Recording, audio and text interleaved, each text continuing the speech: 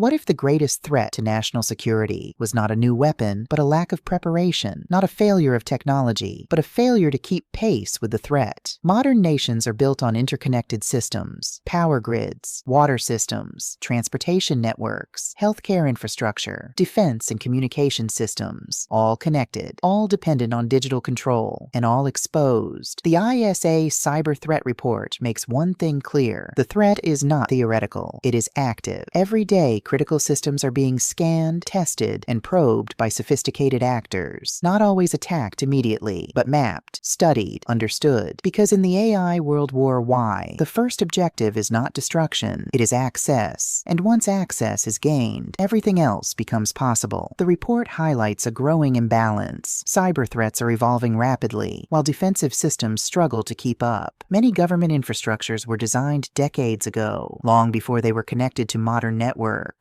Legacy systems still operate at the core of essential services, systems that were never built with cybersecurity in mind. Outdated software, inconsistent patching, limited visibility across networks. These are not small issues. They are entry points, and in a connected environment, one entry point is enough. Attackers do not need to breach an entire system. They only need to find one weakness, one misconfiguration, one outdated system, one overlooked vulnerability. From there, they move laterally, quietly, expanding access across networks without triggering alarms. This is what makes the defense gap so dangerous. It is not just about preventing attacks, it is about detecting presence. Because many intrusions do not cause immediate disruption, they remain hidden, undetected for long periods of time, allowing attackers to learn the system from the inside. The report emphasizes another critical issue: lack of coordination. Different agencies operate independently, different systems, different protocols, different security standards. This fragmentation creates blind spots, areas where visibility is limited, where threats can move without being noticed. And in a fully connected infrastructure environment, those blind spots become pathways. A vulnerability in one sector can affect another. Energy systems connect to transportation. Transportation connects to logistics. Logistics connects to supply chains. Everything is linked, and that means a weakness is never isolated. It spreads. The report also highlights the growing complexity of industrial control systems. These systems manage real-world operations, power distribution, water treatment, manufacturing processes. They are no longer isolated machines. They are networked, connected, accessible, and that connectivity introduces risk. Because when operational systems are connected to digital networks, they become part of the cyber battlefield. The consequences are no longer just digital, they become physical. A system failure is no longer just data loss. It becomes real-world disruption. This is why speed matters. Cyber threats evolve quickly. Attack methods adapt, tools improve, but defensive systems often rely on slower processes, policy updates, budget approvals, system upgrades. And in that delay, the gap widens. Attackers move faster than defenses, not because they are more powerful, but because they are more flexible, more agile, more willing to exploit gaps immediately. The ISA report is not just identifying technical vulnerabilities, it is identifying a strategic weakness, a mismatch between the speed of the threat and the speed of the response. And in the AI war, that mismatch determines outcomes, because the attack does not begin when systems fail. It begins when access is first established, and that access can remain invisible. No alarms, no disruption, no immediate signs, only presence, waiting, observing, preparing, until the moment it is used. And when that moment comes, it is no longer a breach, it is control. That is the reality of the defense gap. It is not about whether systems can be attacked, it is about whether they are ready before the attack begins. Because once access exists, the timeline changes. The attacker chooses when to act, not the defender. And that is what makes this gap so dangerous. Because in the Y war, you do not lose when the system fails. You lose when you never realized it was already compromised. And by the time the threat becomes visible, it is no longer a threat. It is already inside, and the outcome can be deadly.